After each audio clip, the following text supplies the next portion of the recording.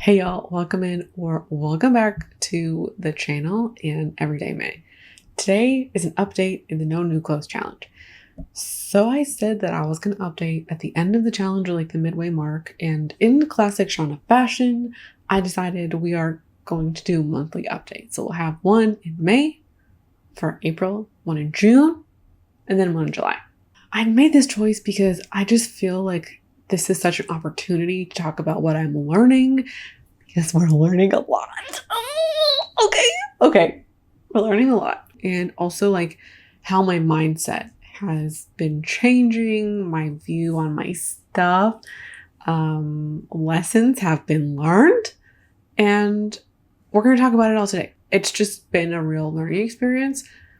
And sometimes like a small piece of information sets off a whole chain of events, which is what we're going to mainly be talking about today. So I learned just a couple weeks ago now that the average person brings in about 70 items of clothing a year, new items like bought firsthand.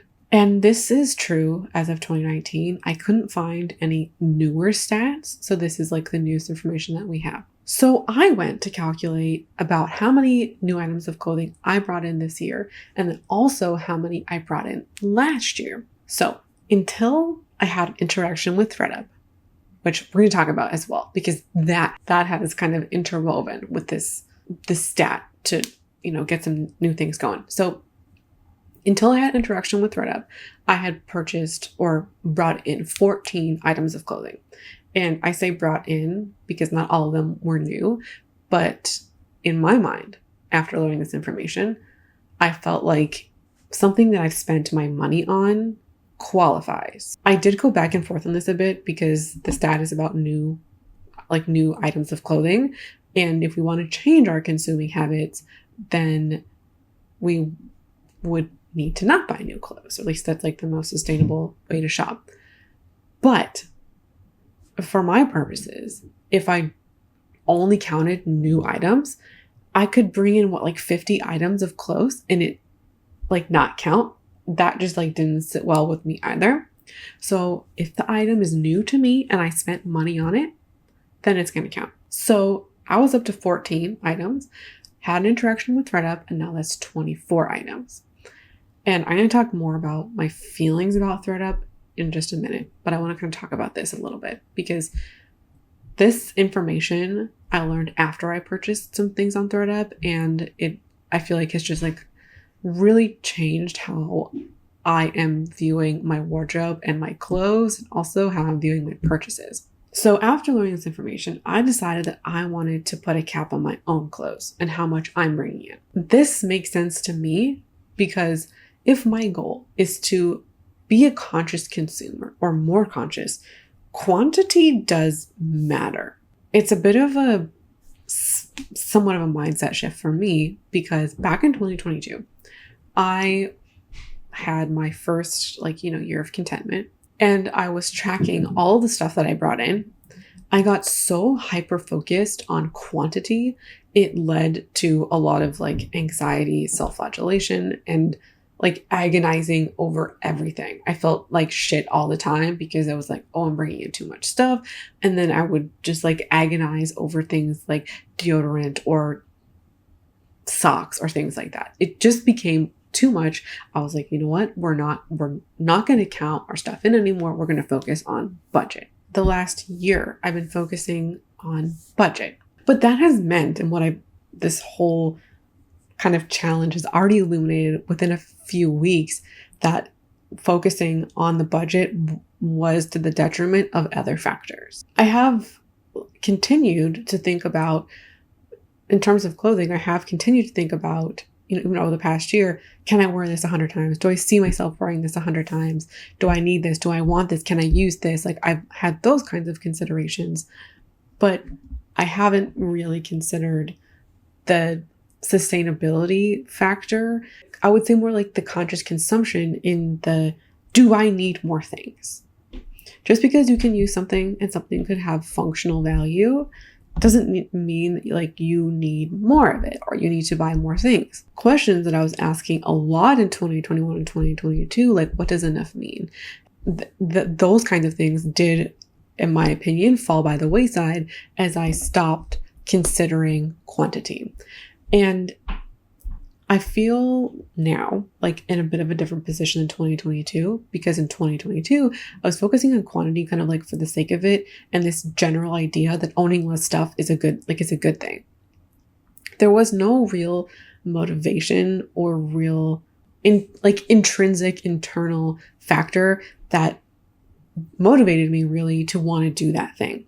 Now, approaching it from a conscious consumption perspective and really realizing and also being motivated by this conscious consumer aspect of owning less things is the best thing that we can do in terms of consumption for like ourselves, our environment, for labor, for our budget, for like almost everything.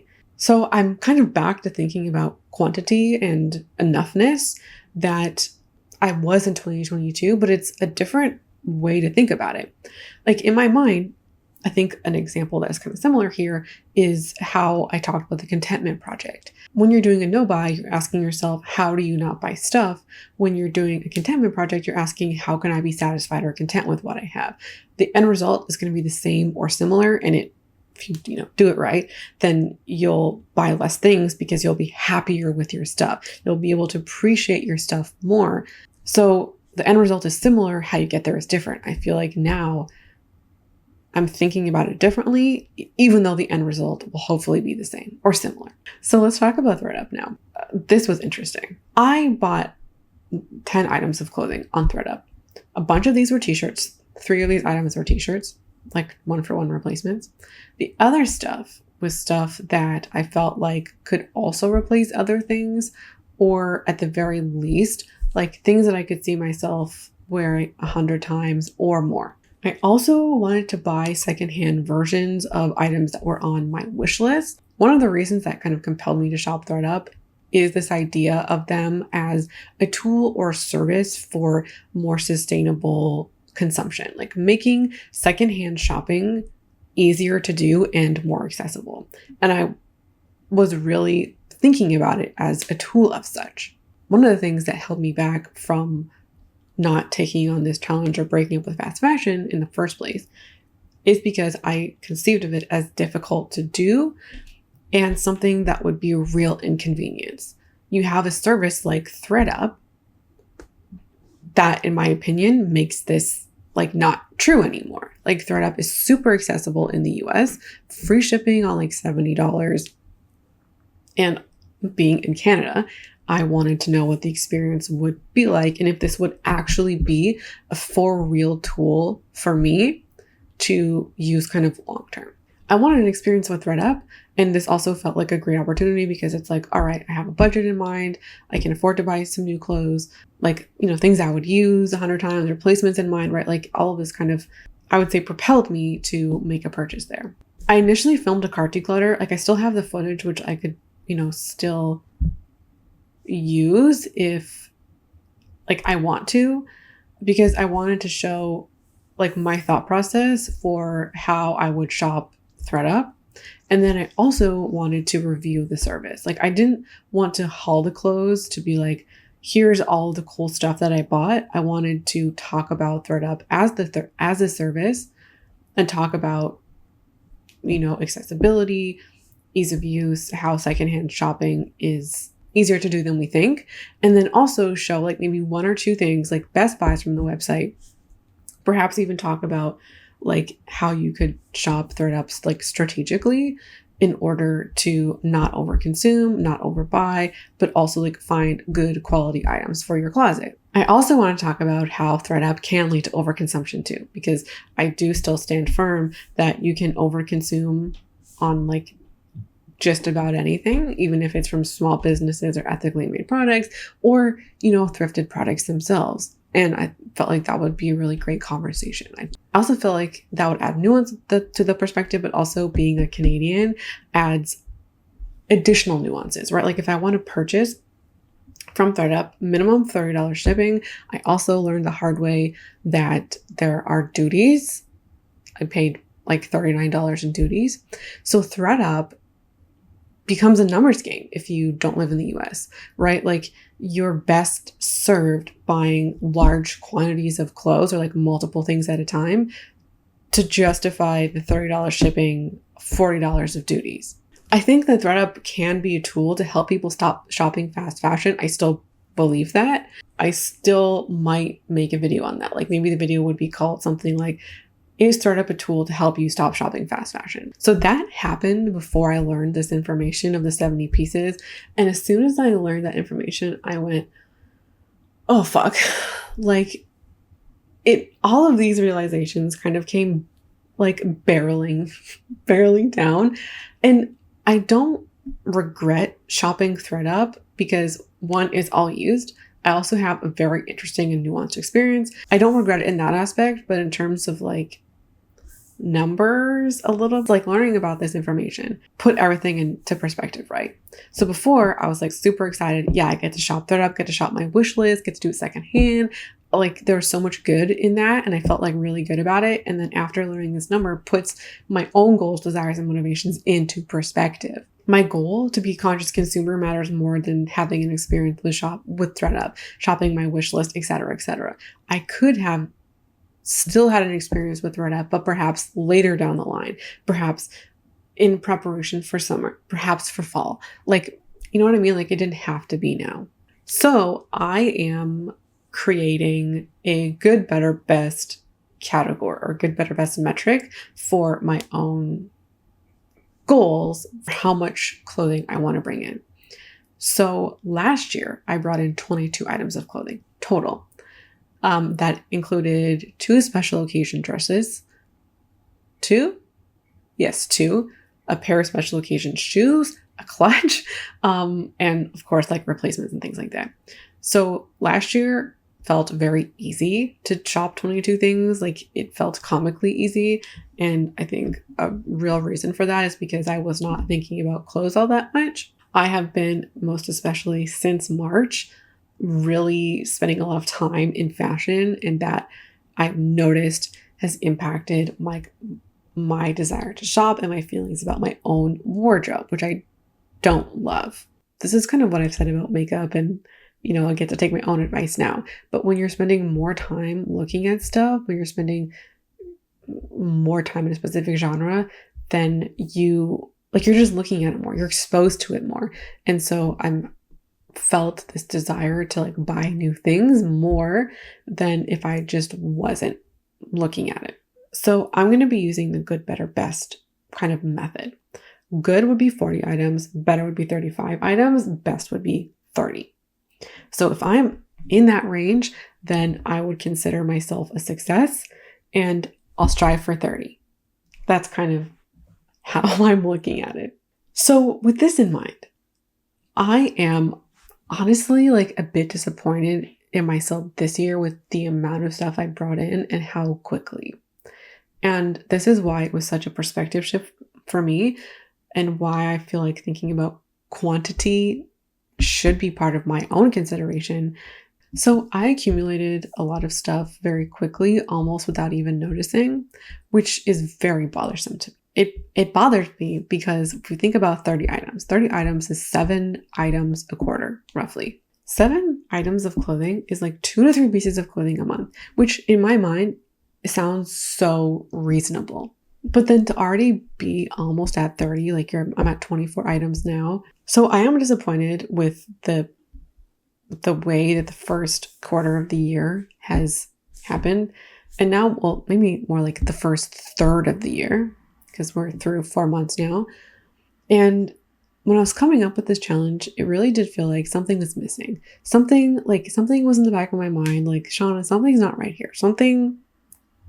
We're forgetting something. This is the thing. This is what I wasn't considering, was like quantity. And it really made clear to me what the true goal of this project is. So I initially conceived of this project as like the way to break up with fast fashion. Over and above everything else, that would be the goal, which is also why I didn't think about quantity, because it's like, all right, if your goal is to stop shopping fast fashion. It almost doesn't really matter how much you buy or what you buy as long as it's not fast fashion. That was kind of what I was thinking. That's not true. And I don't want to hold that mindset, because I don't want to bring in 100 new like clothing items this year and like that's not okay with me just because it's secondhand. I really want this to be a like conscious consumption project. I want to show people that you can break up with fast fashion and it doesn't have to be a hard, challenging, crazy thing. That you can have beautiful, wonderful wardrobe without also over-consuming too. Like without having to shop regularly. It was that mindset of like, let me show you how easy it is to break up with fast fashion, or let me show you how accessible it is to shop fast fashion. That doesn't have to be this difficult thing. That kind of led me to like almost immediately go and buy new things, to be like, wow, look at all this cool new stuff you can buy secondhand.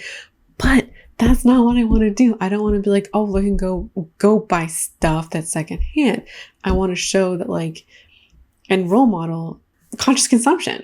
Really, that's something that matters to me so much. And if I were to just like start buying all secondhand stuff, that's also not conscious consumption in my opinion. So I want to show all of this stuff, right? Like I think appreciating what we have and finding joy in what we have is equally, if not more important than the buying secondhand stuff. And so whether or not you yourself are breaking up with fast fashion, enjoying what you have, appreciating what you have is the most important factor for your wardrobe. You know, the most sustainable thing we can do is use what we have and not buy anything. So to do that, love on what we have. And that is an equal part to the challenge. This experience has also kind of framed the project in other ways. So at the outset, I said it's going to be a 3-month thing, a 3-month program, 3-month challenge. I'm also like, nah, girl, we can do better. And also, not just like, I think it could go more, but I think longer than 3 months is going to be really important for putting knowledge and lessons into action.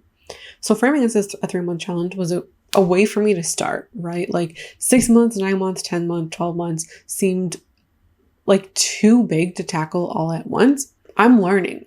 So I didn't feel like a month ago I had the skills and the knowledge to like ride this out for 9, 10, 11, 12 months. Framing it as 3 months was a way to get me started. And now that I'm a month in, I'm like, nah, I can do this. I got this. So I want to do this longer than 3 months.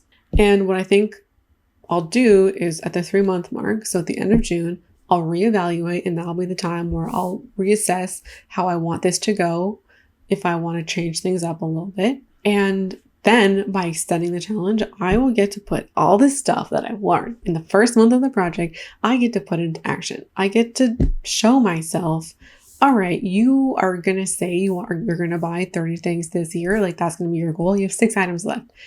How are you going to do it? How are you going to prioritize? Like, how are you going to make those choices? What are you going to do? How are you going to love on what you already have?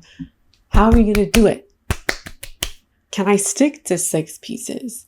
Is that going to feel like a challenge? Is that going to be easy? Like maybe there's other knowledge I can learn. I want to use this as an opportunity to take what I have and actually learn from it. Making mistakes are fine. That's exactly how you learn. Now is the time to put it into action. After learning about the 70 item thing and how much I've already brought in, it immediately, like I had a list of stuff on Poshmark that I wanted. It immediately shut down that entire list. I was like, girl, if I want to make it to even 40 items, you know, we'll call it 25 to have an even number. That's 15 items. 15 items is less than I've already purchased. So I have to be strategic here. And it immediately helped me prioritize. I don't need those shoes. I don't need that sweater. I don't need that top. Like, we don't need them. And it was a really clear way to like help me make choices and to help me set my priorities and realize exactly what I want, what might serve me, and yeah, what the priorities are ultimately. honestly kind of glad. I mean, I've talked the past 4 years about how important making mistakes are into learning. And I'm like really glad that I had this opportunity, because I never would have learned about the 70 item stuff. I would have just been going on my merry way, like buying stuff as long as it was in budget. And I also like wouldn't have learned anything about ThredUp. I have since found kind of like a Canadian option that's not that great, but they do have like a closet clean out option, which I might try later. We'll see. That's like, that's not the focus now. But I got to have all of these options. I got to learn about all of this stuff that really would never have happened without this challenge. I feel invigorated when I learn. And I've had a really big learning month, in my opinion. This extra layer to the challenge is also helping me view like what I bring in as like coveted and special, right? Like you have 6 places left. You could buy 6 more things till the end of the year. Each of those places is now like, it's super, super special, super important. Like I have to really have a good reason to bring in a new item this year. And coveting my clothes, viewing each item in my wardrobe as special and coveted, I think is the way to go. And something that I've talked about with contentment, which I think kind of, this was a reminder to keep that alive in my own view of my closet. What I wrote here, I'm looking at my notes. I wrote that I want to view each piece in my wardrobe as a special spot that I want to give out carefully, inviting a piece of clothing into my wardrobe like it's a special club. It's kind of cute. Yeah, so now that I'm extending the challenge, I get to also have the experience of putting together a summer wardrobe. How's that going to go? I'm now kind of more excited. I was a little nervous about it like a couple weeks ago, and I was like, ugh. But now I'm excited. So now the question is, did I stick to the challenge? Yes, I stuck to the challenge. I did not bring in any clothes, like any new clothes, as in like non-secondhand clothes, like first-hand clothes. I didn't bring in any of those this month. Great. That part, the not shopping firsthand, was not as difficult as I thought it would be. Like I thought that I would just be tempted. But when I have been thinking about how I've shopped, I will typically, like 9 times out of 10, go into a store looking for something, like having something in mind. And that's kind of how last year happened. Like you can't only buy 22 items if you're just like willy-nilly looking at everything and going into stores just like for fun. Let's say not buying the first-hand clothes has just been fine. It hasn't been a challenge. And I kind of thought that maybe the Converse would be a challenge. Like I would really want to buy the Converse, but I made a video earlier this week on Wednesday where I talked about like the light / canvas shoe. And I can't justify the Converse anymore, or at least at this moment. So they're like off the wish list, even though I think they're beautiful and I want them and I love them and whatever. The Converse don't make my coveted 6 items. And I think there's also something important to talk about, that regardless of how an item comes in, like I'm only allowed 6 spots. I also talked about wanting a bathing suit, and that going to be something that I'm going to start looking about. Not in May, I don't think, probably sometime in June. So I'm going to, whatever that is, I'm going to count it as 1 item. That feels fair to me, because like a bathing suit, even though it's 2 pieces, you need to wear it together, and I'm only going to buy 1. That's just my take on it. That's going to be new, most likely, probably around June. So I think maybe the ThredUp, even just like perusing it, put my mind at ease a little bit. Like if I do have a clothing emergency, which is kind of funny to think about, like a clothing emergency, or if I feel like I need something from my wardrobe, or like I want something from my wardrobe, like let's say there's a genuine hole, I now have a tool where I can be like, I can most likely find something here, which is, I think, a really big mental relief when they do ship really quickly. So it's a mental relief to say, I already have a tool at my disposal that I can use to buy something if there is a gap in my wardrobe that will stick to this challenge. I also found some books that I want to read on fast fashion and the industry, or like maybe like adjacent niches. And the first book that's on deck is Fashionopolis. Hold on, I'm looking at my notes to confirm. Yes, Fashionopolis. I was really saddened to see how inaccessible books on this topic are. My library has a lot of books on a lot of topics. I also use Internet Archives to get like some books.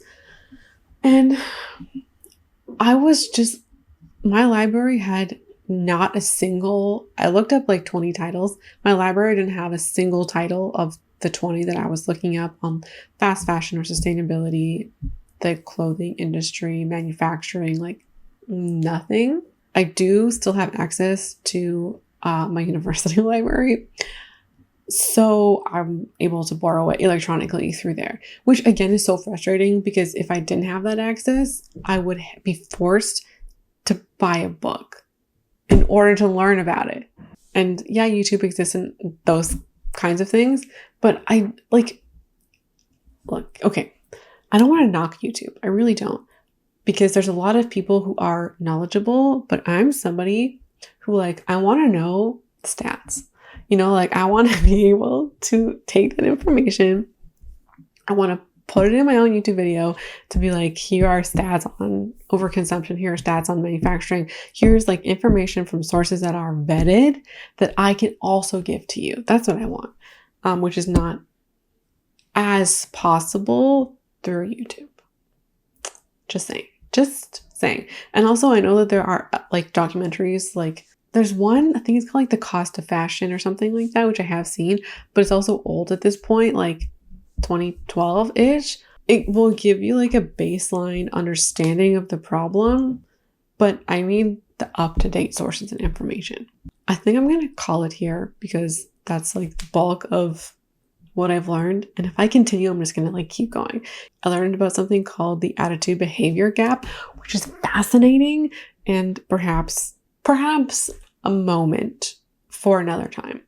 Now that I mentioned it, maybe you can go take a look at it while Googling. So that's episode 2, the first update in the No New Clothes Challenge. Hope you enjoyed it. And I'd love to hear how it's going for you if you're participating. Thank you so much for watching, hanging out, and I hope to see you again around here soon. Bye.